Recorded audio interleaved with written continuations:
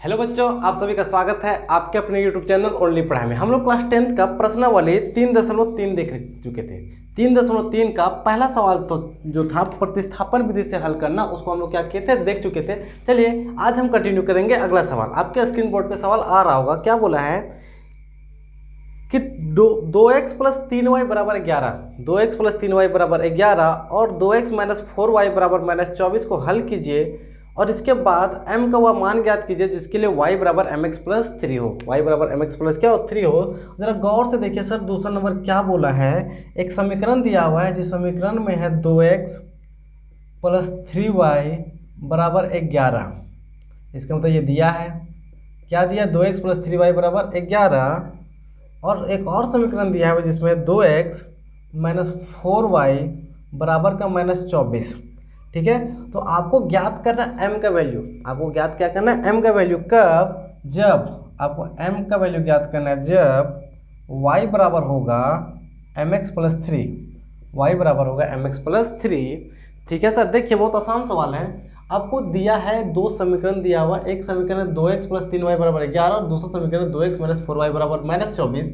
आपको m का value ज्ञात करना है कब? जब y बराबर mx प्लस क्या हो, 3, y बराबर mx प्लस 3। तो सर हम बोले थे कि ये आपका समीकरण पहला होगा और ये आपका समीकरण दूसरा होगा। इसमें आपको किसी भी तरह का कोई दिक्कत नहीं। अभी आपसे पढ़े प्रतिस्थापन विधि से हल करना। कौन सा विधि से? प्रतिस्थापन विधि से हल करना पड़े हैं। तो आप सीधे आइएगा प्रतिस्थापन विधि से। किस विधि से? प्रतिस्थापन विधि से। आप सीधे कहाँ से आइए? प्रतिस्थापन विधि से। तो आपको पता होगा प्रतिस्थापन विधि से हमेशा लिया जाता है समीकरण 1 से। अब जैसे प्रतिस्थापन विधि में आइएगा, आप सीधा कहाँ पे लीजिएगा? समीकरण 1 में। समीकरण 1 देखिए, समीकरण 1 है 2x प्लस 3y बराबर का 11। हम क्या बोले थे सर कि जितना कचरा है उसको उस तरफ धकल देना है और x को अपने क्या करना है, एक तरफ रखना है। तो सर हम सिर्फ x को अकेला रखना चाहेंगे, बाकी जितने कचरे होंगे सबको क्या करेंगे, धकल देंगे। आप इसको क्या कीजिएगा, 2x को यहीं रहने दीजिए। देखो इधर 11 है, ये प्लस का 3y है, इधर जाएगा माइनस का 3y। अब x को यहीं रहने दीजिए, 11 माइनस का 3y। x देखिए इसके साथ गुना में है, इसके साथ कहाँ पे आएगा, भाग में आएगा। और ये जो आपका होता है, ये होता है समीकरण तीसरा। समीकरण तीसरा पुनः क्या, पुनः कहाँ से लिया जाता है, पुनः समीकरण दूसरा से। पुनः कहाँ से? समीकरण दूसरा से। समीकरण दूसरा देखिए सर, समीकरण दूसरा था 2x माइनस 4y बराबर का माइनस 24। सर इसको देखने के लिए थोड़ा रखा जाता है, x का वैल्यू ये देखने के लिए रखा नहीं जाता है। x का वैल्यू यहाँ बिठाने के लिए रखा जाता है। x का वैल्यू क्यों रखा जाता है? x का वैल्यू यहाँ बिठाने के लिए रखा जाता है। अब x का मान रख दीजिए 2। x का मान कितना? x का मान 11 माइनस का 3y बटे का 2, यहाँ माइनस का 4y था बराबर का माइनस का 24। ये कहाँ से लाएं? अब x का वैल्यू बैठाएं समीकरण तीसरा से। x का वैल्यू कहाँ से बैठाएं? समीकरण तीसरा से। बस ये देखिए, ये सर ये 2 और ये 2 कट जाएगा। आंसर हर में तो 2 कटता है, कट जाएगा। ऊपर से क्या बचेगा? ऊपर से जो बचेगा वो बचेगा 11 माइनस 3y माइनस का 4y बराबर का माइनस 24 है। देखिए माइनस 3y माइनस का 4y माइनस का 7y, ये माइनस का इधर से इधर माइनस का 24 था। ये देखिए इधर प्लस का 11 है, इधर जाएगा तो माइनस का 11 माइनस 7y। 11 24 कितना होता है? 35। लेकिन माइनस में ये कटेगा, 7 का 7, 7 बचे 35। इसलिए y का वैल्यू कितना आएगा? 5। y का मान कितना आएगा? 5। अब फिर क्या किया जाता है सर? y का मान समीकरण तीसरा में क्या करने पे, रखने पे। सर प्रतिस्थापन विधि का यही तो नियम है। प्रतिस्थापन विधि का यही तो नियम है। एक बार समीकरण 1 से लेना है, समीकरण 1 में लेने के बाद वहाँ पे x को अलग करना है, सारा कचरा उधर ले जाना है, उसी वैल्यू को समीकरण 2 में बैठा देना, x का वैल्यू को। y का वैल्यू निकलेगा, y का मान को फिर से समीकरण 3 में क्या करना है, बैठा देना। समीकरण 3 क्या था? x बराबर 11 माइनस 3y बटा 2, 11 माइनस 3 y का वैल्यू कितना है? 5 बटा 2। देखिए सर 3 बचे 15, 15 में 11 घटेंगे तो माइनस का 4 बटा 2, 2 का 2 दूना 4। x का मान कितना है? -2। लेकिन आपको x का मान नहीं निकालना है, आपको y का मान निकालना है। इसीलिए y बराबर क्या है? mx प्लस 3 है। y का वैल्यू कितना? y का वैल्यू 5, तो यहाँ 5। m का वैल्यू निकालना है, रहने दीजिए। x का वैल्यू माइनस का 2 प्लस का 3 कीजिएगा तो माइनस का 2m प्लस का 3, देखिए प्लस का 3 है, इधर आएगा तो माइनस का 3, माइनस का 2 यहाँ घटेगा तो 2, ये 2 और ये 2 कटेगा, m माइनस इसके साथ रहने से कोई फायदा नहीं, माइनस इधर आएगा तो m का मान कितना होगा, माइनस का 1, m का मान कितना होगा, माइनस का 1। इसको आसानी से क्या कर सकते हैं, हल कर सकते हैं। सवाल तीसरा देखिए, सवाल तीसरा क्या बोला है कि निम्न रैखिक समीकरण के युग्म बनाइए। निम्न रैखिक समीकरण का क्या बनाना है, युग्म बनाना है और उनके हल प्रतिस्थापन विधि द्वारा ज्ञात कीजिए। उनके हल प्रतिस्थापन विधि द्वारा क्या करना है, ज्ञात करना है। आपको सबसे पहले समीकरण का युग्म बनाना है। समीकरण का युग्म बनाने का मतलब है समीकरण का क्या बनाना है, जोड़ा बनाना है। और जोड़ा बन जाएगा, जब समीकरण का जोड़ा बन जाएगा तो आपको उसको प्रतिस्थापन विधि से क्या करना है, हल करना है। सबसे पहले जोड़ा बनाना है, जोड़ा जब बन जाएगा तो आपको उसको प्रतिस्थापन विधि से क्या करना है, हल करना है। चलिए देखिए तीसरा का पहला नंबर, तीसरा का कौन सा नंबर, पहला नंबर क्या बोला है कि दो संख्याओं का अंतर 26 है। दो संख्याओं का अंतर 26 है। यदि एक संख्या दूसरी संख्या का 3 गुना है, एक संख्या दूसरी संख्या का कितना गुना है, 3 गुना है, तो उन्हें ज्ञात कीजिए। उन्हें क्या कीजिए, ज्ञात कीजिए। सर बोला दो संख्याओं का अंतर 26 है। दो संख्या है, कितना संख्या है, दो संख्या। स्वाभाविक बात है यदि दो संख्या होगा तो एक बड़ा होगा और एक छोटा होगा, ये तो पता है। दो संख्या तो कोई ना कोई बड़ी होगी, कोई ना कोई क्या होगी, छोटी होगी। बोले दो संख्याओं का अंतर आपका 26 है, इसका मतलब कि जब हम बड़ी में छोटे को घटाएंगे तो 26 मिलेगा, है ना सर। दो संख्याओं का अंतर 26 है। अंतर का मतलब घटाव, अंतर का मतलब घटाव। दो संख्याओं का अंतर 26 तभी होगा जब बड़ी संख्या में छोटी संख्या को घटाएंगे, तब क्या होगा, 26 होगा। बोला एक संख्या दूसरी संख्या की 3 गुनी है। सर जो बड़ा संख्या है वो छोटा संख्या का कितना गुना है, 3 गुना है। बड़ा संख्या वो छोटा संख्या कितना गुना, 3 गुना। अगर बड़ा संख्या और छोटा संख्या को अगर आपस में आपको बराबर करना है तो उन्हें बताया था, बड़ा संख्या और छोटा संख्या को बराबर करना है तो जो 3 गुना है बड़ा संख्या किससे, छोटी संख्या से, तो जो छोटी संख्या होगा उसको 3 से क्या कर देना, गुना करना। सर छोटी की तरफ दीजिएगा तब ना बराबर होगा। बड़ा का बराबर ये छोटा कब करेगा, जब छोटे की तरफ कुछ दिया जाएगा। छोटे की तरफ कुछ क्या दिया जाएगा तो छोटे को 3 से क्या कर दीजिए, गुना कर दीजिए। तो बड़ा संख्या छोटी संख्या से कितना गुना है, 3 गुना है। ठीक है, बस हो गया। दो संख्या बोला, एक बड़ा संख्या है क्या, छोटा संख्या। आप बड़ी संख्या को x मानिए, छोटी संख्या को क्या मानिए, y मानिए। ठीक है, तो माना, आप क्या कीजिएगा, माना, क्या माना, माना बड़ी संख्या, माना बड़ी संख्या। आप मानिए माना बड़ी संख्या। अब बड़ी संख्या को क्या मानिए, अब बड़ी संख्या को x मानिए। छोटी संख्या, अब छोटी संख्या को क्या मानिए, अब छोटी संख्या को y मानिए। अब कहाँ से आइएगा, प्रश्न से आइएगा। क्या बोला है कि दो संख्याओं का अंतर 26 है। सर बड़े में छोटे को घटाएंगे तब 26 आएगा। इसका मतलब है कि x माइनस वाई बराबर 26 है। ये समीकरण 1 हो गया, कोई दिक्कत नहीं है। बड़ा संख्या छोटी संख्या से 3 गुना है, जो x बराबर होगा, x बराबर कितना होगा, y का कितना गुना, 3 गुना। y का कितना गुना, 3 गुना होगा। y का कितना गुना, 3 गुना। आप इसी को समीकरण 2 मानिए। 3 को y से क्या कीजिएगा, 3y, और इसी को समीकरण क्या मानिए, 2 मानिए। सर देखिए x का एक इंडिविजुअल वैल्यू है, x बराबर 3y है, तो समीकरण पहला से आकर फिर से x का वैल्यू को निकालने से कोई फायदा नहीं है। आप कौन सा विधि से इसको हल करना, प्रतिस्थापन विधि से। तो आप सीधा आइए प्रतिस्थापन विधि में। सीधा कहाँ से, प्रतिस्थापन विधि से। सब कहाँ लिया जाता है, प्रतिस्थापन विधि में सीधा समीकरण 1 से लिया जाता है। हमने आपको बताया है कि प्रतिस्थापन विधि में आने से सबसे पहले समीकरण 1 से लिया जाता है। समीकरण 1 क्या, समीकरण 1 है x माइनस वाई बराबर का 26 है। x का देखिए, x का कोई वैल्यू है, x बराबर 3y है, तो क्या इस x के जगह 3y नहीं लिख सकते, लिख सकते हैं। ये y है तो y तो रहेगा 26। 3y में एक y कटेगा, क्या 2y बराबर 26 नहीं होगा, क्या कटेगा तो 2 1 का 2 2 13 नहीं होगा। इसका मतलब है कि जो y का वैल्यू आया वो y का वैल्यू कितना आया, 13। अब y का वैल्यू समीकरण दूसरा में रख दीजिए। तो आपको क्या लिखना है, y का मान समीकरण तीसरा में, मतलब समीकरण दूसरा में क्या करने पे, रखने पे। सर यहाँ पे समीकरण तीसरा आया नहीं, क्योंकि समीकरण तीसरा लाने का कोई जरूरत नहीं पड़ा। x का इंडिविजुअल वैल्यू आ चुका था, तो हमको समीकरण तीसरा लाने की कोई जरूरत नहीं पड़ा। y का मान अब समीकरण तीसरा में दूसरा में रख दीजिए। तो x बराबर क्या था, 3 गुना y था। x यहीं रहेगा 3, y का वैल्यू कितना है, 13। इसीलिए x का वैल्यू 13 तिया कितना होता है 39। इसीलिए आपको लिखना है x का वैल्यू 39 होगा और y का वैल्यू कितना होगा 13।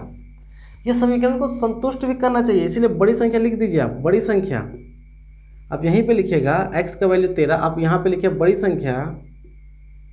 बड़ी संख्या, बड़ी संख्या आपका x है और छोटी संख्या आपका क्या y है। बोले कि दो संख्याओं का अंतर 26 है, तो 39 में 13 घटाइए कितना आएगा 26। बोला बड़ी संख्या छोटी संख्या का तिगुना। सर 39 देखिए, 39 का 13 का तिगुना नहीं 3, तब ना 39 आएगा। हाँ 39 13 का क्या है तीसरा का दूसरा नंबर। तीसरा का क्या दूसरा नंबर। क्या बोला है कि दो संपूरक कोणों में बड़ा कोण छोटे कोण से 18 डिग्री अधिक है। दो संपूरक कोणों में बड़ा कोण छोटे कोण से 18 डिग्री अधिक है, उन्हें ज्ञात कीजिए। उन्हें क्या कीजिए ज्ञात कीजिए। सर फिर से बोला है दो संपूरक कोण। अगर आप बचपन में पढ़े होंगे तो आपने जाना होगा, पहला जाना होगा पूरक कोण के बारे में। किसके बारे में पूरक कोण के बारे में। और दूसरा होता है समपूरक कोण। दो तरह के कोण होते हैं सर, एक होता है पूरक कोण और दूसरा क्या होता है समपूरक कोण। पूरक कोण किसको कहते हैं, यदि दो कोणों का योग 90 हो, यदि दो कोणों का योग 90 हो तो उन्हें पूरक कोण कहा जाता है। और यदि दो कोणों का योग 180 डिग्री है तो उन्हें समपूरक कहा जाता है। पूरक में अगर दो कोण x और y लिए तो पूरक में दोनों कोण का योग 90 होना चाहिए। अगर समपूरक में लिए, समपूरक में अगर दो कोण लिए तो दोनों कोण का योग 180 आना चाहिए है। तो दो संपूरक कोण है सर, तो दो संपूरक कोण है तो इसका मतलब एक होगा बड़ा कोण, स्वाभाविक सी बात है, और एक होगा छोटा कोण। सर दोनों संपूरक है, दोनों दो कोण है सर, तो बड़ा होगा एक छोटा होगा। दो भाई है सर, तो एक में एक बड़ा भाई होगा एक छोटा भाई होगा, स्वाभाविक सी बात है। तो जब दो कोण है तो बड़ा कोण होगा छोटा कोण। बोलते दो संपूरक कोण। सर बड़ा कोण और छोटा कोण संपूरक का मतलब होता है दोनों को जोड़ के कितना 180, मतलब बड़ा और छोटा को जोड़ के 180 आना चाहिए। फिर बोला है कि जो बड़का कोण है वो छोटका से, जो बड़ा कोण है वो छोटा से 18 डिग्री अधिक है। बड़ा कोण है वो छोटा से 18 डिग्री क्या है अधिक है। ये बहुत छोटका 18 डिग्री अधिक कम है। अगर हम बड़का और छोटका को बराबर करना चाहें, बोले आजकल बड़का छोटका दुइयों बराबर हो जाए बुका, तो हम लोग कुछ ना कुछ छोटका को देना पड़ेगा, कुछ ना कुछ छोटका को देना पड़ेगा। कितना देना पड़ेगा, जितना बड़का ज़्यादा है, बड़का कितना ज़्यादा है 18 डिग्री ज़्यादा है, तो बोकवा को 18 डिग्री दे दो। या तो आप 18 डिग्री घटा दीजिए या 18 डिग्री उधर क्या कीजिए दे दीजिए, तो फर्क पड़ता नहीं है। बस इतना जानिए कि बड़ा और छोटा को यदि आपस में बराबर करना है तो जो कम रहता है, जो छोटा रहता है, सारा दिया उसी की तरफ जाता है। गुना भी उसी की तरफ होगा, जोड़ भी उसी की तरफ होगा। घटाव और भाग की बात है तो घटाव और भाग इधर होगा। ठीक है, उम्मीद है कि आपको ये समझ आया होगा। ठीक है, चलिए। हाँ, पूरक कोण दो कोणों का योग 90 डिग्री, संपूरक कोण दो कोणों का योग 180 डिग्री। ठीक है, तो माना तीसरा का कौन सा नंबर है, दूसरा नंबर है। तो आप क्या कीजिएगा, तीसरा का कौन सा नंबर, दूसरा नंबर आप क्या कीजिएगा मानेंगे। आप क्या कीजिएगा, माना सबसे बड़ा कोण, माना सबसे बड़ा कोण, माना सबसे बड़ा कोण। इसका मतलब है कि जो बड़ा कोण है आप उसको क्या मानिएगा x। सबसे बड़ा कोण की कोई जरूरत नहीं है, बड़ा कोण को x मानिएगा और छोटा कोण को आप छोटा कोण को y मानिएगा। तो अब कहाँ से आइएगा, प्रश्न से आइएगा। कहाँ से आइएगा, प्रश्न से। बोला दो संपूरक कोणों का योग 180 डिग्री है सर। आप इस बड़े कोण को x माने, इस छोटे कोण को y माने, दोनों का योग 180 डिग्री है। इसका मतलब है कि सर x बराबर y बराबर कितना है 180 डिग्री है। x प्लस वाई बराबर कितना 180 डिग्री। आप इसे समीकरण क्या मान लीजिए 1 मान लीजिए है। पुनः दूसरा पे क्या बोला है कि बड़का कोण छोटका से 18 डिग्री अधिक है। बड़का को x माने, छोटका को y माने, 18 उधर जोड़ दोगे, 18 क्या करोगे जोड़ दोगे, है ना। पुनः x बराबर होगा y प्लस 18। ये बड़का है ने, वो छोटका से 18 ज़्यादा है, छोटका है वो का, छोटका को बड़का बराबर करना है, बराबर किए तो उसको 18 दे देंगे हैं। अब इसको क्या मानिएगा, आप इन्हें मानिएगा समीकरण दूसरा। समीकरण दूसरा कौन सा विधि से, प्रतिस्थापन विधि से। तो यहाँ पे लिखना है प्रतिस्थापन विधि से। प्रतिस्थापन विधि से, प्रतिस्थापन विधि में कहाँ पे आ जाता है, प्रतिस्थापन विधि से आया जाता है समीकरण 1 से। प्रतिस्थापन विधि से कहाँ आ जाता है, समीकरण 1 से। समीकरण 1 क्या बोला है, समीकरण 1 बोला है x + y बराबर 180 है। सर x का वैल्यू इसके बराबर है तो कोई दिक्कत है क्या, x का वैल्यू इसके बराबर है तो x की जगह y + 18 प्लस का y बराबर 180 लिखिएगा। यहाँ पे अगर आप समीकरण 1 समीकरण 2 से इसको बदल दिए, x का वैल्यू यहाँ पे y + 18 लिखे, समीकरण 2 से लिखे तो आपको कोई दिक्कत होने वाला नहीं होगा। सर एक x मिलकर 2x होता है, कोई दिक्कत नहीं, 180 है, 18 इधर प्लस में था उधर जाएगा तो 18 किस में होगा, माइनस में होगा। घटाना तो आता है 162, आप इसे काट दीजिए, 2 × 16 2 × 2, इसीलिए जो x का वैल्यू आएगा, x का वैल्यू कितना आएगा, 81 डिग्री। आपको क्या करना है, x का मान समीकरण दूसरा में क्या करना है, रख देना है। तो x का मान समीकरण दूसरा में क्या करने पे, रखने पे, x का मान समीकरण दूसरा में क्या करने पे, रखने पे। समीकरण दूसरा देखिए, x बराबर y + 18 था, x बराबर y बराबर 18 था, x का मान 81 है तो 81 रख दीजिए, बराबर ना, यहाँ पे y का मान आएगा ना सर, एक y मिल के 2y, तो 2y, यहाँ पे y का मान कितना आएगा, 11, तो y का मान ही आपको कहाँ रखना है, y का मान ही समीकरण दूसरा में रखना है। तो x को इसी तरह रखेंगे, y का मान कितना आया, y का मान 81 + 18, 8 9 है, इसीलिए x का मान 99, तो x किसका माने थे, बड़ा कोण, तो इसीलिए लिखिएगा बड़ा कोण। आपने बड़ा कोण किसको माने थे, x को माने थे, इसका मान कितना आएगा, 99 डिग्री। छोटा कोण आपने किसको माना था, y, और y का मान कितना, 81 डिग्री। और ये क्या होगा, आंसर। सर जब आंसर आपका आएगा, तो उसको आप मिला लीजिएगा सवाल से, जो सवाल का इक्वेशन बोला वो भी सही होना चाहिए। बोला 2 कोणों का योग संपूरक है, 2 कोणों का योग संपूरक है, क्या 99 और 81 को जोड़ेंगे तो 180 आएगा, हाँ जोड़ के देखिए 180 आएगा। बोला बड़ा कोण छोटे कोण से 18 अधिक है। सर बड़ा कोण 99 है, छोटा कोण 81 है, दोनों को बराबर करने के लिए 18 जोड़ देंगे कि इधर 99 इधर 99 होगा, हाँ बिल्कुल होगा। क्या होगा, बिल्कुल होगा। आप इसी तरीके से नोट्स में बनाते जाइए, ये सब सवालों में कोई दम नहीं है,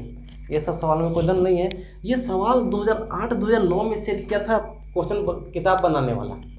अब ज़माना बदल गया है, ज़माना क्या बदल गया, 2021 चल रहा है। अब 2021 में धीरे धीरे समझिएगा, अरे इससे कैसे होगा, 2021 के स्पीड से आपको समझना पड़ेगा। ये बुक बनाया गया है 2008 के अनुसार, 2008 के स्टूडेंट के अनुसार, और आप जी रहे हैं 2021 में, तो आपको थोड़ा स्पीड समझना पड़ेगा। ठीक है, एक क्रिकेट टीम के कोच ने 7 बल्ले तथा 6 गेंदे 3800 रुपये में खरीदा।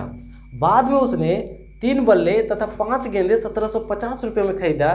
तो प्रत्येक बल्ले तथा प्रत्येक गेंद का मूल्य बताना है, प्रत्येक बल्ले तथा प्रत्येक गेंद का क्या बताना है, मूल्य बताना है। सर देखिए क्या है, इन सारे सवालों में दम है, अगर आप कंटिन्यूअस वीडियो देखते होंगे तो आप लगता होगा कि इन सारे सवालों में दम नहीं है। क्या बोला है, एक क्रिकेट टीम का कोच है, वो 2 चीज़ खरीदता है, एक खरीदता बल्ला, और एक खरीदता है गेंद। एक खरीदता बल्ला और एक क्या खरीदता है, गेंद। क्या बोलता है, क्रिकेट टीम ने 7 बल्ला और 6 गेंद खरीदा, 7 को बल्ला खरीदा, 6 को गेंद खरीदा, कितना रुपये में, 3800 रुपये में। भाई दोनों को जोड़ के ही तो 3800 रुपया देगा, है ना। फिर क्या बोलता है, उसके बाद उसने 3 बल्ले और 5 गेंद खरीदे, 3 को बल्ला खरीदा, 5 को गेंद खरीदा, तो कितना रुपया दिया, उसने 1750 रुपया दिया। तो बोला है कि प्रत्येक बल्ले और प्रत्येक गेंद का मूल्य बता, प्रत्येक बल्ले तथा प्रत्येक गेंद का क्या बताना है, मूल्य बताना है। सर क्या कष्ट है, बल्ला है, बल्ला का कीमत x, गेंद है, गेंद का कीमत y, बल्ला का कीमत x, गेंद का कीमत y। ये तीसरा नंबर है, तीसरा का कौन सा नंबर, तीसरा नंबर है। तो आप क्या कीजिएगा, माना प्रत्येक बल्ले की कीमत, माना प्रत्येक बल्ले की कीमत। अब मान लीजिए प्रत्येक बल्ला मतलब एक बल्ला, और एक बल्ला का कीमत कितना रुपया है, x रुपया। फिर कीजिएगा प्रत्येक गेंद की कीमत, प्रत्येक गेंद की कीमत कितना रुपया, y रुपया। एक बल्ला का कीमत x रुपया है और एक गेंद का कीमत y रुपया, यही तो मानना है सर। उसके बाद कहाँ से आइएगा, प्रश्न से। कहाँ से, प्रश्न से।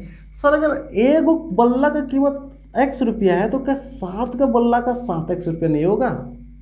अरे सर एक बल्ला का कीमत x रुपया है, 7 को बल्ला में खरीदेंगे तो x को 7 बार जोड़ेंगे एक है। अब 7 बार x को जोड़ने से क्या 7x नहीं आएगा? आएगा। 7 बार x को जोड़ने से ये क्या आएगा, 7x आएगा। तो जब एक बल्ला का कीमत x रुपया है तो 7 बल्ला का कीमत कितना होगा, 7x रुपया होगा। प्लस एक गेंद का कीमत y रुपया है तो 6 गेंद का कीमत 6y रुपया होगा। और गेंद की कीमत और बल्ले की कीमत को जोड़ के ही तो 3800 रुपया दे रहे हैं, तो बराबर में क्या होगा, 3800 रुपया होगा। और यही आपका समीकरण पहला होगा, यही आपका समीकरण पहला होगा। पुनः दूसरा बार फिर नौटंकी करता है। अबर क्या लेता है, अबर 3 बल्ला लेता है। एक बल्ला का कीमत x रुपया तो 3 बल्ला का 3x होगा। एक गेंद का y रुपया तो 5 गेंद का कीमत 5y रुपया होगा। और अबर मिलके कितना रुपया दे रहा है, 1750 रुपया। ये आपका समीकरण क्या होगा, दूसरा होगा। ये समीकरण क्या होगा, दूसरा होगा। आपको एक बल्ला का कीमत और एक गेंद का कीमत निकालना है। आपको एक बल्ला का कीमत और एक किसका कीमत निकालना है, गेंद का कीमत निकालना है। कैसे, किस विधि से, प्रतिस्थापन। आप x और y का मान निकालने के लिए बहुत विधि लगा सकते हैं। आप x और y का मान निकालने के लिए बहुत विधि लगा सकते हैं। एग्जाम में जब सवाल आएगा तो आपको नहीं बोलेगा कि आप प्रतिस्थापन विधि ही लगाइए। एग्जाम में जब सवाल आएगा तो आपको नहीं बोलेगा कि आप प्रतिस्थापन विधि ही लगाइए। आप चाहे जो भी मर्जी वो विधि को क्या कर सकते हैं, लगा सकते हैं। लेकिन यहाँ पे सवाल बोला है प्रतिस्थापन विधि, तो आपको लिखना ही पड़ेगा प्रतिस्थापन विधि से। प्रतिस्थापन विधि से, कौन सी विधि से, प्रतिस्थापन विधि से। सर प्रतिस्थापन विधि में कहाँ पे आया जाता है, समीकरण 1 से। हमेशा जब भी प्रतिस्थापन विधि को चुनिएगा आप समीकरण 1 को ही चुनिएगा। प्रतिस्थापन विधि से हल करने का यही रूल है। प्रतिस्थापन विधि से जब भी आइएगा तो समीकरण 1 पे आइएगा। और समीकरण 1 क्या है, समीकरण 1 है 7x + 6y बराबर 3800 रुपया। सर क्या था, समीकरण 1 में कचरा को करना था, x को इधर आना, सारा कचरा को उधर छोड़ देना है। तो शुरू में सर 7x को यहीं रहने दीजिएगा। यहाँ 3800 रुपया है, ये प्लस का 6y है, उधर जाएगा तो माइनस का 6y होगा। x को यहीं रहेगा, x उधर होगा 3800 माइनस का 6y बट्टा, देखिए 7 गुना में है, 7 कहाँ आएगा, भाग में है। क्योंकि बराबर जब क्रॉस करता है, इधर प्लस तो उधर माइनस, इधर गुना तो उधर क्या, भाग। और ये जो फाइनल होता है, ये जो x का वैल्यू निकलता है, इसी को तो माना जाता है समीकरण तीसरा। समीकरण पहला से x को अलग करके समीकरण तीसरा लगा निकाला जाता है और पुनः आया जाता है समीकरण दूसरा से। अब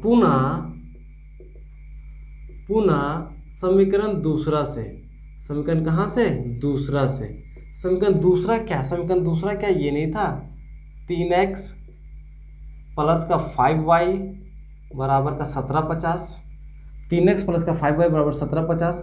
और सर यहाँ पे x का वैल्यू दिखाने के लिए तो रखा नहीं जाता है कि अब बहुत खूबसूरत है x का वैल्यू, ये नहीं, x का वैल्यू यहाँ x को अलग इसलिए किया जाता है कि x बराबर इसके है, तो जहाँ आगे x मिलेगा उसको यहाँ पटक देना है। x की जगह पे इसको क्या करना है, पटक देना है। तो पटक दीजिए 3, x की जगह क्या पटकिएगा, x की जगह पे 3800 माइनस का 6y बट्टा का क्या 7 पटक दिए। ये प्लस का 5y है तो प्लस का 5y बराबर का 1750, तो बराबर का 1750। गुना करना तो आता है, ब्रैकेट खोलने का मतलब गुना करना, गुना करने का मतलब इसको गुना कीजिए 00, 8 × 24, साथ में 2, 3 × 9 और 2 11, 6 × 18y, इसके नीचे भी 7 और 7 इसके नीचे भी 7, दोनों के नीचे 7 है, 7 इसके नीचे भी था, 7 इसके नीचे था, तो दोनों को हम 7 अलग अलग क्या किए, दे दिए।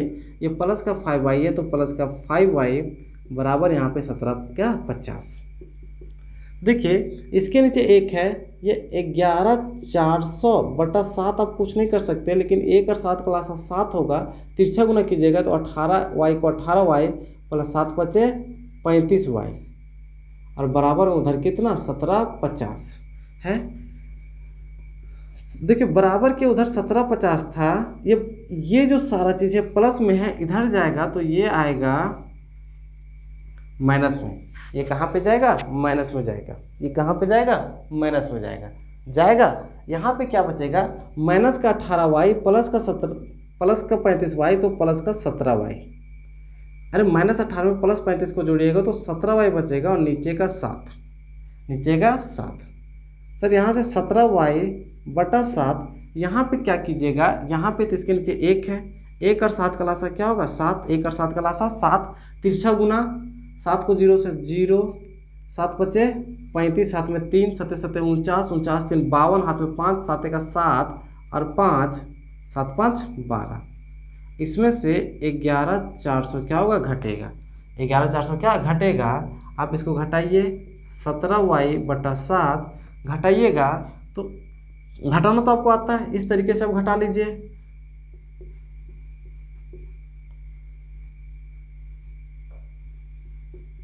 जीरो 5 8 0 0 कितना होगा? 850/7।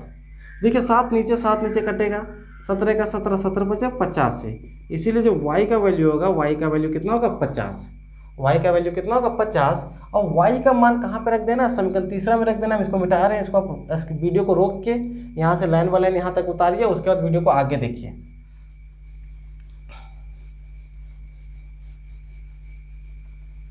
y का मान कितना? 50। तो फिर क्या किया जाता है? y का मान कहाँ पे रख देने पे? समीकरण तीसरा में क्या करने पे? रखने पे। y का मान समीकरण तीसरा पे क्या रखने पे? समीकरण तीसरा आपका था x बराबर 3800 माइनस का 6, y 6 था, y का वैल्यू कितना? 50 बट्टा में 7, 6 बचे 300/7, 3800 में 300 घटेगा तो 3500/7, 7 का 7, 7 बचे 3500। x का वैल्यू कितना आएगा? 500। x का वैल्यू 500। तो x किसको माने थे? बल्ले को माने थे। x किसको माने थे? बल्ले को। इसीलिए प्रत्येक बल्ले का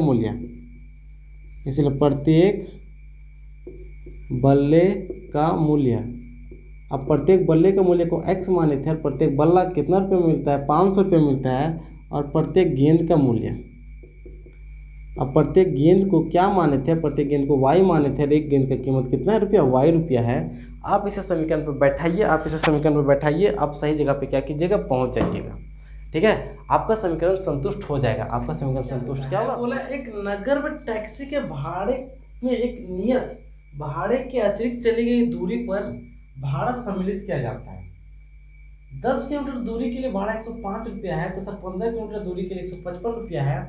नियत भाड़ा तथा प्रति किलोमीटर भाड़ा क्या है? एक व्यक्ति को 25 किलोमीटर जाने के लिए कितना भाड़ा देना पड़ेगा? सवाल को गौर से समझिए, बहुत ही इंपॉर्टेंट सवाल है ये, बहुत ही क्या इम्पोर्टेंट सवाल है, आपके लिए काफ़ी कारगर होगा, बहुत ही इम्पोर्टेंट सवाल है। सर सवाल क्या बोला है? सवाल बोला है कि एक नगर में टैक्सी के भाड़े में एक नियत भाड़ा के अतिरिक्त चली गई दूरी पे लिया जाता है। सब टैक्सी वाले क्या करते हैं? टैक्सी, अब जब टैक्सी में जाइएगा, टैक्सी जो बड़े बड़े शहरों में, हमारे जैसे छोटे छोटे शहरों में नहीं, खासकर झारखंड में तो बिल्कुल भी नहीं, वो का झारखंड के वैल्यू नहीं देता है कोई, देगा, समय आने दीजिए, झारखंडों को वैल्यू देगा, अभी कोई नहीं देता है। कब तक वो कोई कहे नहीं देता है, जो भी नहीं देता है वो आपके जैसा स्टूडेंट रहेगा कैसे वैल्यू मिलेगा? नहीं मिलेगा सर। देखिए टैक्सी वाला क्या करता है? टैक्सी वाला बड़े बड़े शहरों में टैक्सी वाला दो तरीके से भाड़ा लेता है। एक भाड़ा नियत लेता है और एक भाड़ा अतिरिक्त लेता है। एक भाड़ा नियत लेता है, एक भाड़ा क्या लेता है? अतिरिक्त। नियत भाड़ा का मतलब जानते हैं सर, अगर आप उसका टैक्सी में बैठ गए ना, और बैठे बाद कुछ दूर गए, उतर गए, तब भी आपको फिक्स भाड़ा कोई ना कोई लेगा। फिक्स भाड़ा कोई ना कोई लेगा। नियत भाड़ा का मतलब है कि आप टैक्सी में बैठे, कितना जो दूर जा रहे हैं इससे मतलब नहीं है, तुरंत उतर जा रहे हैं, 2 दिन तक चलते हैं, 1 सप्ताह चलते हैं, उससे कोई मतलब नहीं है। जबकि टैक्सी में 1 सप्ताह नहीं हो जाता है, हो सकता है बड़ा लंबा बुक होगा तो जा सकता है।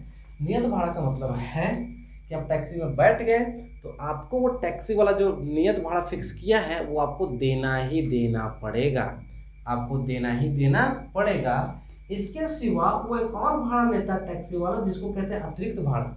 अतिरिक्त भाड़ा का मतलब है कि आप जितना किलोमीटर जाइएगा उस किलोमीटर के अनुसार आप फिक्स आपका रहेगा, आपको देना ही देना पड़ेगा। जैसे कि देखिए, अगर हम एक टैक्सी वाला है, कौन सा टैक्सी, और टैक्सी मुंबई में चला रहे हैं, हाँ, हम बोले कि मेरा टैक्सी तो वीआईपी वाला है, महंगा टैक्सी है, हम बोले कि मेरा टैक्सी का नियत भाड़ा 100 रुपया है, आप मेरी टैक्सी में बैठिएगा, आप मेरी टैक्सी में बैठिएगा, हम आपसे 100 रुपये ले लेंगे, नियत भाड़ा है, मेरे टैक्सी में बैठने का ही भाड़ा 100 रुपया है। आप यहाँ बैठ के वहीं उतर जाइए तो हमको कितना रुपये लेंगे, 100 रुपये आपसे हम लेंगे।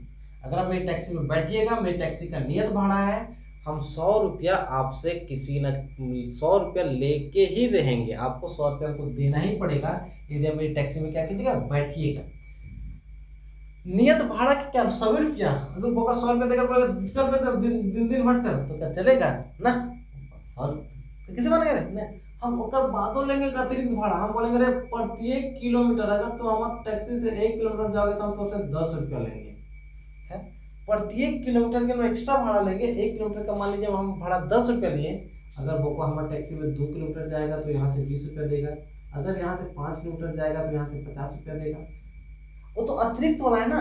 हम बोले एक आदमी मेरे टैक्सी में बैठ के 5 किलोमीटर गया, एक आदमी मेरे टैक्सी में बैठ के कितना रुपया गया, 5 किलोमीटर गया, कितना भाड़ा देगा। एक आदमी को बैठाएं सवारी को पीछे, हम उस सवारी को लेकर 5 किलोमीटर गए, सवारी को लेकर कितना किलोमीटर गए, 5 किलोमीटर। अब बताना है कि कितना भाड़ा देगा, कितना भाड़ा देगा। सर इस 100 रुपया तो देवे करेगा, में कोई चांस है नहीं कि कम करे, कम करने का सवाल ही नहीं है, 100 रुपया देगा ही देगा। 1 किलोमीटर जाने का भाड़ा 10 रुपया है, तो 5 किलोमीटर जाने का 50 रुपया है, तो 5 किलोमीटर जाने के बाद हमको कितना रुपया देगा, वो 150 रुपया देगा। कितना रुपया देगा, 150 रुपया देगा। ठीक है, समझ आया है। तो यहाँ पे दो टैक्सी वाला 2 किराया लेता है, टैक्सी वाला कितना किराया लेता है, 2 किराया, एक नियत किराया और एक अतिरिक्त किराया, एक नियत किराया और एक अतिरिक्त किराया। नियत किराया का मतलब है आपको किराया क्या करना पड़ेगा, देना ही देना पड़ेगा। तो माना क्या करोगे, माना आप क्या मानेंगे, टैक्सी का नियत किराया, माना टैक्सी का नियत किराया, टैक्सी का नियत किराया, टैक्सी का नियत किराया ये x रुपया वो देगा ही देगा। हमसे हम x रुपया रख दिए हैं तो वो हमको x रुपया क्या देगा ही देगा। ठीक है, और अतिरिक्त चली गई दूरी का किराया, हम बोलेंगे तो हमारे से जितना दूर चल हम उतना भाड़ा लेंगे तुमसे। अतिरिक्त चली गई दूरी का किराया, अतिरिक्त चली गई दूरी का किराया। आप हमसे कितना अतिरिक्त जाइएगा, जितना चलना चल रहे बोका, हम प्रत्येक किलोमीटर के लिए कितना रुपया लेंगे, y रुपया। कितना किलोमीटर, प्रत्येक किलोमीटर के लिए हम प्रत्येक किमी के लिए कितना रुपया लेंगे, y रुपया। हम एक फिक्स भाड़ा बांध दिए 10 रुपया, हम 10 ना x रुपया, हम x रुपया तो लेंगे ही लेंगे। लेकिन आप जितना अतिरिक्त किलोमीटर जाइएगा, आप जितना अतिरिक्त किलोमीटर जाइएगा, हम प्रत्येक अतिरिक्त किलोमीटर के लिए आपसे प्रत्येक अतिरिक्त किलोमीटर के लिए हम आपसे y रुपया क्या करेंगे, लेंगे ही लेंगे। प्रत्येक अतिरिक्त किलोमीटर के लिए हम आपसे y रुपया क्या करेंगे, लेंगे ही लेंगे। ठीक है, अब आइए प्रश्न से, आप कहाँ से आइए, प्रश्न से, कहाँ से, प्रश्न से। वो बाबू सरदार क्या बोलता है, जो टैक्सी वाला चढ़ता है वो क्या बोलता है 10 किलोमीटर दूरी का भाड़ा 105 रुपया दिया। वो 10 किलोमीटर टैक्सी में गया, कितना रुपया दिया, 5 रुपया दिया। सर ये नियत भाड़ा तो देगा ही देगा। अगर 1 किलोमीटर का भाड़ा आप y रुपया माने हैं, अगर 10 किलोमीटर गया तो 10 y रुपया देगा। अब दोनों मिलकर 105 रुपया दिया, और इसी को हम मानिएगा समीकरण पहला। समीकरण क्या पहला। फिर क्या बोला है, 15 किलोमीटर का भाड़ा 155 रुपया दिया। 15 किलोमीटर का भाड़ा कितना दिया, 155 रुपया। ये बोका x रुपया तो देगा ही देगा, ऐसा नियत किराया तो देगा ही देगा ना, एक्स जो फिक्स है वो तो देगा ही देगा। अब 15 किलोमीटर चले हैं, कोई बात नहीं, 1 किलोमीटर आप चलिएगा तो आपसे वाई रुपया लेंगे। अब 15 किलोमीटर चले तो आपसे 15 वाई लेंगे, और तब जाके आपने हमको कितना दिया, 155 रुपया। और ये आपका रहा समीकरण दूसरा, ये आपका क्या रहा, समीकरण दूसरा है। अब तो आपको नियत भाड़ा बताना है, अतिरिक्त भाड़ा बताना है। आपको नियत भाड़ा बताना है, अतिरिक्त भाड़ा बताना है। और एक आदमी 25 किलोमीटर जाएगा तो 25 किलोमीटर में कितना रुपया देगा वो भी बताना है। एक आदमी 25 किलोमीटर जाएगा, 25 किलोमीटर में वो कितना भाड़ा देगा आपको वो भी क्या करना है, बताना है। ठीक है, तो एक्स और वाई का वैल्यू किससे निकाल लेंगे, प्रतिस्थापन विधि से। तो यहाँ पे कीजिए प्रतिस्थापन विधि से, प्रतिस्थापन विधि से। अब प्रतिस्थापन विधि में कहाँ पे आइएगा, समीकरण पहला में, प्रतिस्थापन विधि से समीकरण पहला से। समीकरण पहला क्या है, समीकरण पहला है x + 10y बराबर का 105। अब सर x को यहीं रहने दीजिएगा, अब इसीलिए x को यहीं रहने दीजिएगा, 105 है, ये प्लस का 10y है, इधर का जाएगा तो माइनस का 10y होगा। और यही जो हमारा होता है, यही हमारा होता है समीकरण तीसरा, यही हमारा होता है समीकरण तीसरा। पुनः लिया जाता है समीकरण दूसरा से, पुनः लिया जाता है समीकरण कहाँ से, दूसरा से। समीकरण दूसरा क्या है, समीकरण दूसरा है x + 15y बराबर का 155। सर x का वैल्यू दिखाने के लिए थोड़ा लिया, तो x का वैल्यू 105 माइनस का 10y प्लस का 15y बराबर 155। यहाँ x का वैल्यू कहाँ से बैठाएं, आप x का वैल्यू बैठाएं समीकरण तीसरा से। सर x का वैल्यू 105 माइनस 10y, ये जो आप बैठाएं x का वैल्यू, x के जगह बैठाएं, ये कहाँ से बैठाएं, समीकरण तीसरा से। हाँ देखिए, माइनस का 10y और प्लस का 15y, ये बचेगा 5y। 105 इधर प्लस में है, उधर जाएगा तो 105 किस में होगा, माइनस में। 155 में घटाइएगा तो, इसीलिए y का वैल्यू कितना रुपये निकला, 10। अब y का मान समीकरण तीसरा में, y का मान समीकरण तीसरा में क्या करने पे, रखने पे, y का मान समीकरण तीसरा पे क्या करने पे, रखने पे। समीकरण तीसरा गौर से देखिए, समीकरण तीसरा है x बराबर 105 माइनस 10y। y का वैल्यू कितना निकला, 10।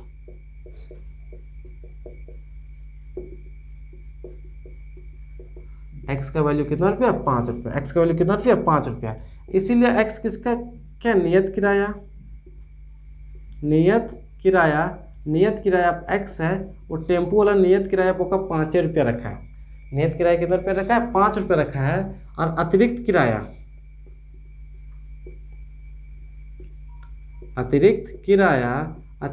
का मतलब y कितना है, y 10 है। अतिरिक्त किराया कितना, 10 रुपये। तब देख लीजिए सर, एक आदमी 10 किलोमीटर जाता है तो 10 दे के 100 रुपया देगा। एक नियत, आपको 25 किलोमीटर का किराया लिखा है, तो 25 किलोमीटर का किराया, 25 किलोमीटर का किराया। सर 25 किलोमीटर का किराया कैसे देगा, ये 5 रुपया तो देगा ही देगा, एक में कोई डाउट ना है। उनका टेम्पो में बैठ गए बाबू, 5 रुपया किराया, 5 रुपया दे, नहीं तो उतर, 5 रुपया देगा। 1 किलोमीटर का किराया 10 रुपया है, 25 किलोमीटर जाएगा तो 25 गुना 10 रुपया देगा। 25 दे के 250 होगा, और करेंगे तो कितना रुपया, 255 रुपया। वो 25 किलोमीटर जाने के बाद कितना रुपया देगा, वो 25 किलोमीटर जाने के बाद देगा 255 रुपया। इतना आप बनाइएगा तो आसानी से बोर्ड के एग्जाम पे 3 नंबर ले जाइएगा।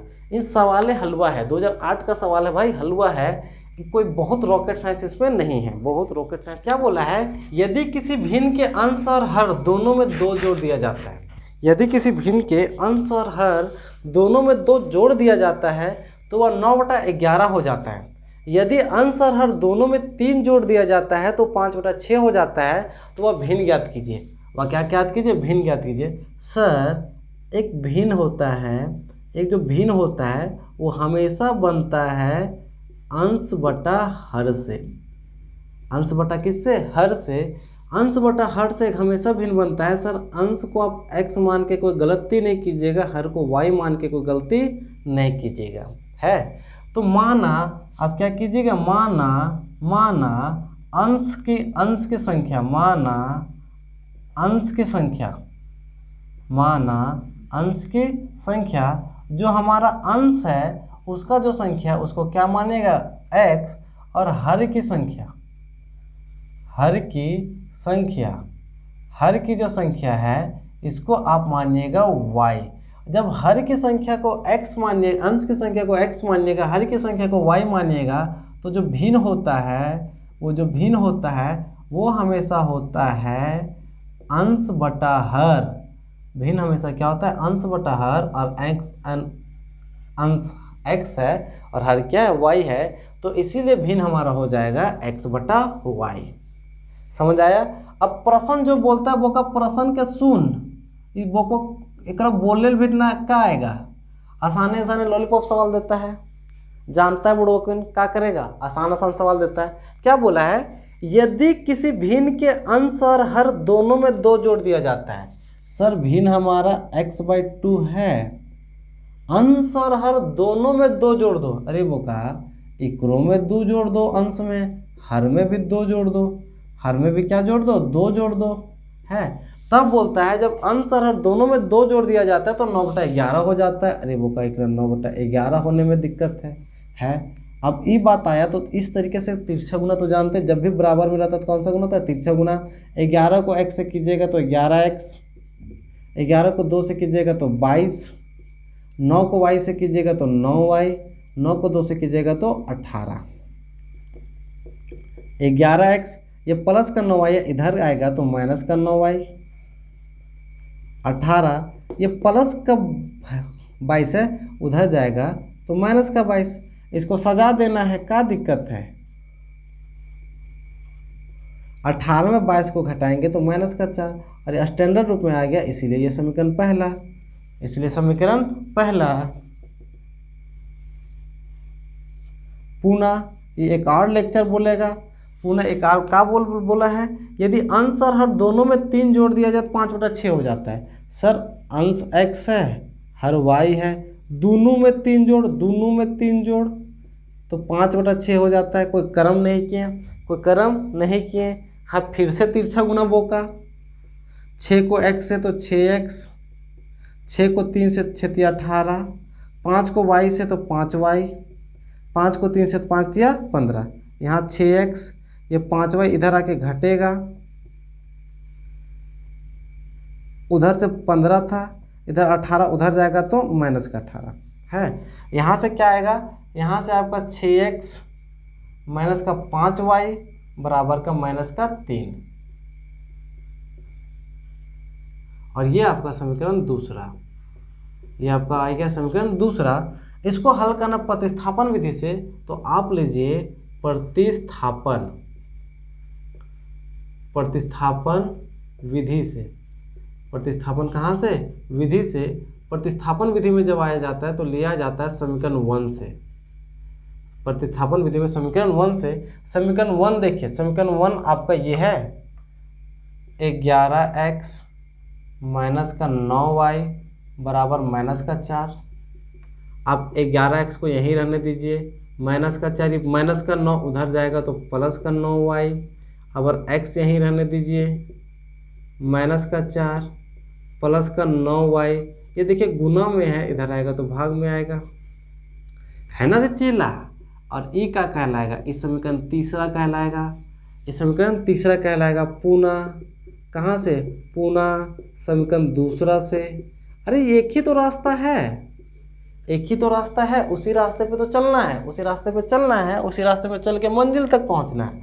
समीकरण पुनः समीकरण दूसरा से, समीकरण दूसरा देखिए, समीकरण दूसरा कहाँ है, यहाँ है।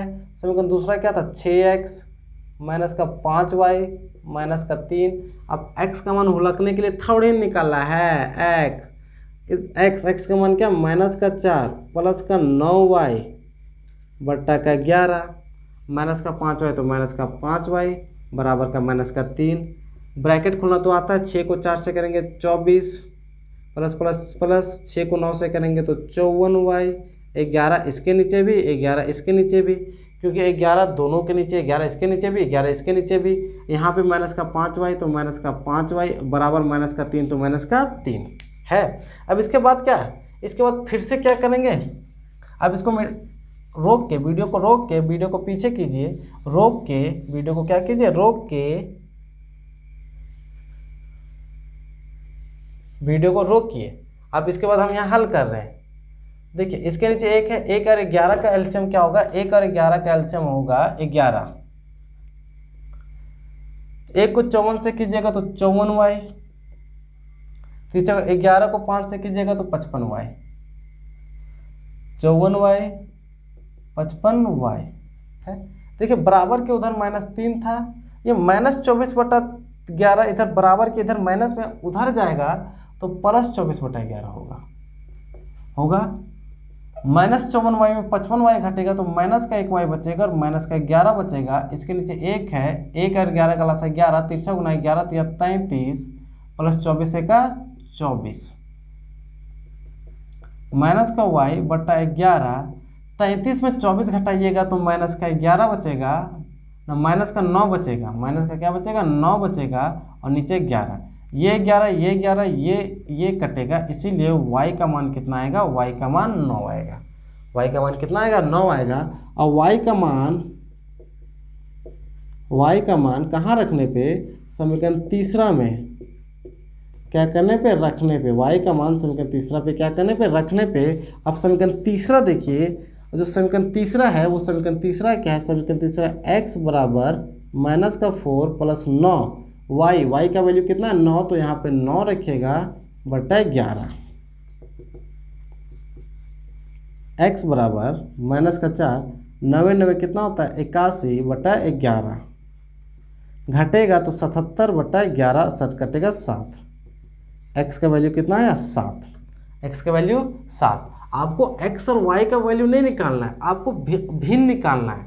तो अंश पर, इसीलिए अंश आपने अंश को क्या माना था, अंश को x माना था, x का वैल्यू 7 आया। हर आपने हर को क्या माना था, y माना था, y का वैल्यू 11 आया है, इसलिए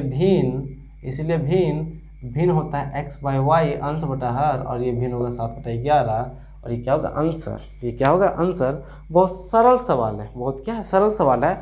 आपको सिर्फ प्रोसेस पता होना चाहिए, प्रोसेस पता होने के बाद इतना करने की कोई जरूरत नहीं है, ठीक है।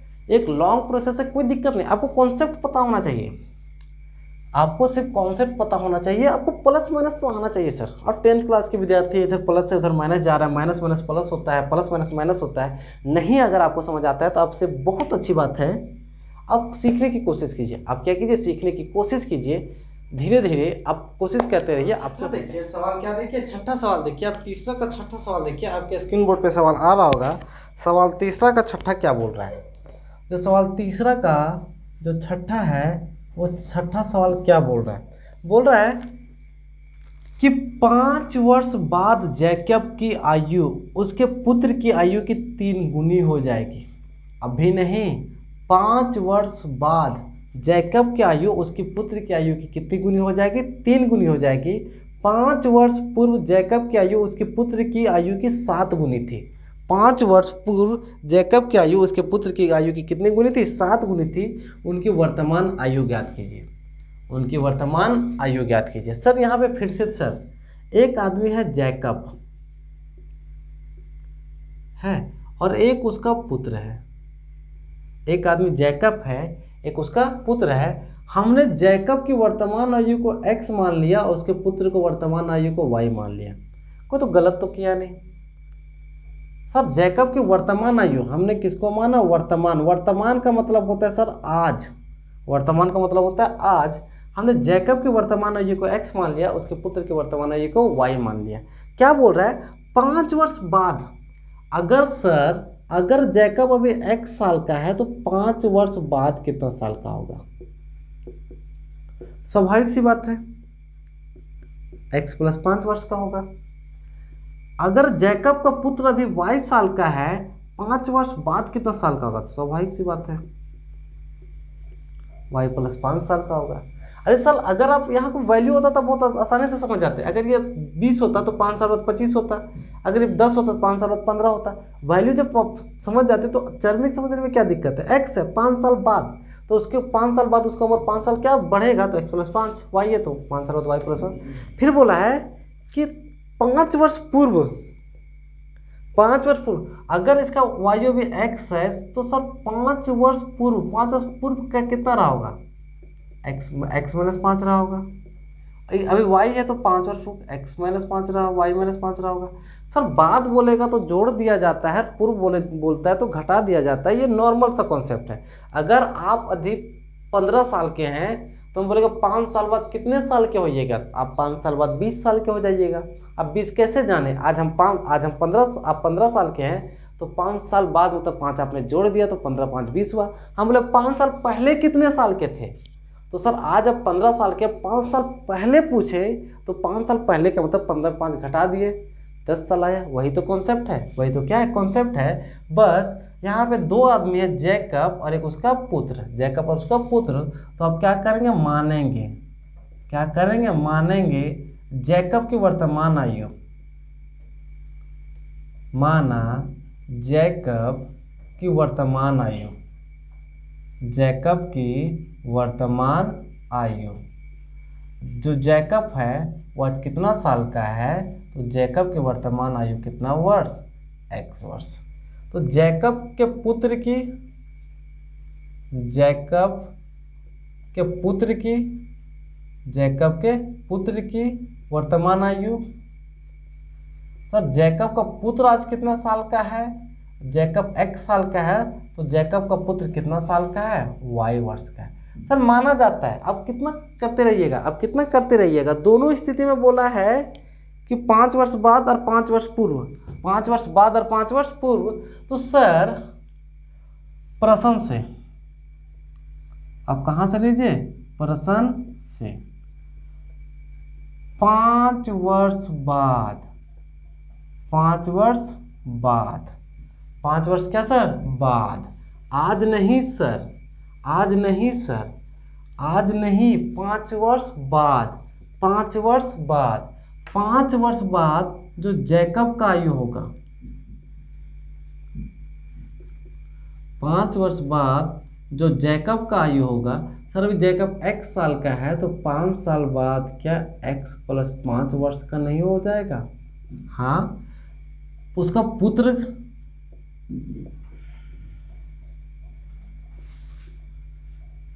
जैकब का पुत्र का आयु, जैकब का पुत्र का आयु।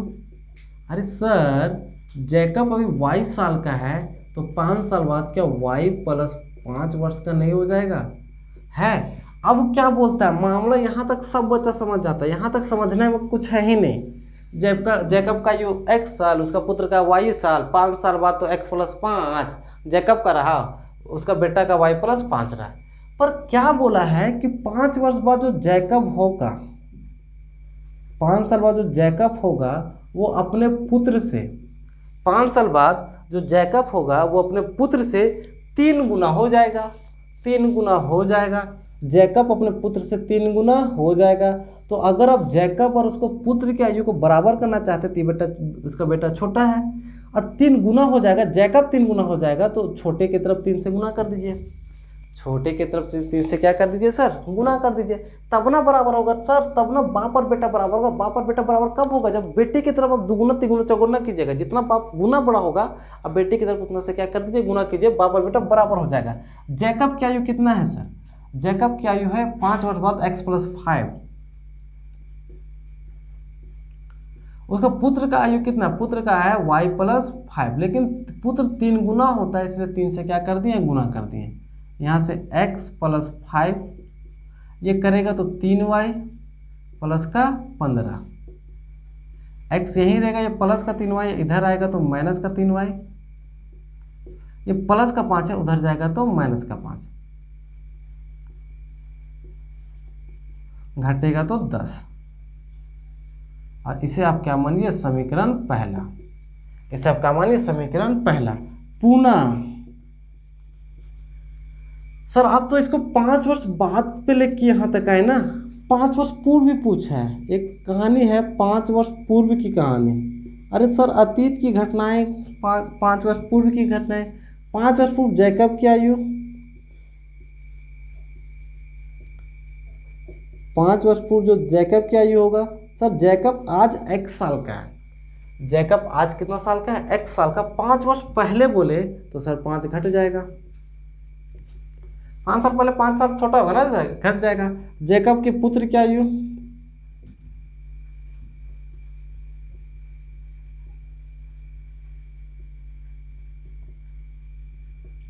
सर आज जैकब का बेटा y साल का है, 5 साल बाद 5 साल पहले घट जाएगा है। अब 5 साल पूर्व में क्या बोला? 5 साल पूर्व में फिर एक कहानी अलग है, एक जैकब है और उसका एक पुत्र है। क्या बोला है? बोला है 5 वर्ष पूर्व मैं उसकी आयु का 7 गुनी थी। मैं उसकी आयु का कितना गुना था? 7 गुना था। जो जैकब है अपने बेटे का 7 गुना था।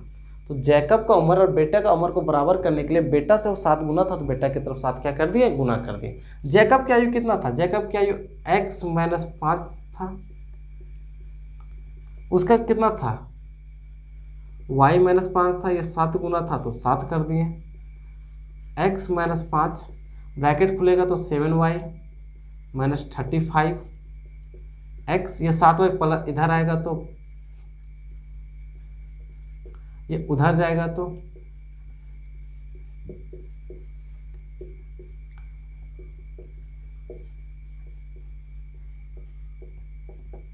समीकरण दूसरा।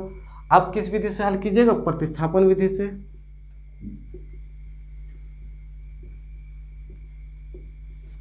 अब इसके बाद आप खुद से हल कीजिएगा, इसके बाद से खुद से हल कीजिएगा। प्रतिस्थापन विधि में समीकरण 1 से लीजिएगा, समीकरण 1 में x को इधर छोड़ दीजिएगा, सारा कचरा उधर ले जाइएगा, वो समीकरण तीसरा आएगा। समीकरण तीसरा का मान को समीकरण दूसरे में बैठाइएगा, x का मान निकालिएगा, x का मान निकालिएगा।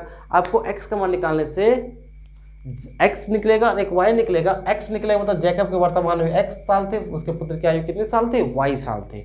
ठीक है, उम्मीद है कि आपको ये समझ आ रहा होगा, उम्मीद है कि आपको ये समझ आ रहा होगा। ये ज़्यादा मुश्किल नहीं है, ये ज़्यादा मुश्किल नहीं है। बस धीरे धीरे क्या कीजिए, समझते जाइए। अगर आप वीडियो नहीं समझ आए तो वीडियो को सबसे पहले फिर से बैक कीजिए, वीडियो को क्या कीजिए? बैक कीजिए और धीरे धीरे समझने का क्या कीजिए? कोशिश कीजिए। उम्मीद है कि आपको समझ आ गया होगा। यदि अभी तक आपने इस वीडियो को यहाँ तक देखा है तो आप समझ जाइए कि आप रियल स्टूडेंट हैं, आपको पढ़ने में सच में दिलचस्पी है, आप मेंटल प्रेशर को झेल सकते हैं। पढ़ाई का मेंटल प्रेशर को क्या कर सकते हैं? झेल सकते हैं। आप फ्यूचर में आप अच्छा क्या कर सकते हैं? कर सकते हैं। यदि आप नए हैं तो हमारे चैनल को सब्सक्राइब कर लें। अगर आप क्लास 6 से क्लास 10 तक के विद्यार्थी हैं तो आपको मेरे इस चैनल से निश्चित ही क्या मिलेगी? लाभ मिलेगी। अगला जो हम लोग चैप्टर करेंगे वो करेंगे प्रश्नावली 3.4, जिस चैप्टर में आपको x और y का ही वैल्यू निकालने बताएंगे, लेकिन वहाँ पे x और y का वैल्यू निकालने बताएंगे विलोपन विधि से। x और y का ये प्रतिस्थापन विधि था। x और y का वैल्यू निकालने का कौन सा विधि था? प्रतिस्थापन विधि था। आगे जो होगा x और y का वैल्यू निकालने का वो विलोपन विधि। ठीक है, आप मेरे चैनल के साथ जुड़े रहिए। इतना वीडियो देखने के लिए आपका बहुत बहुत धन्यवाद।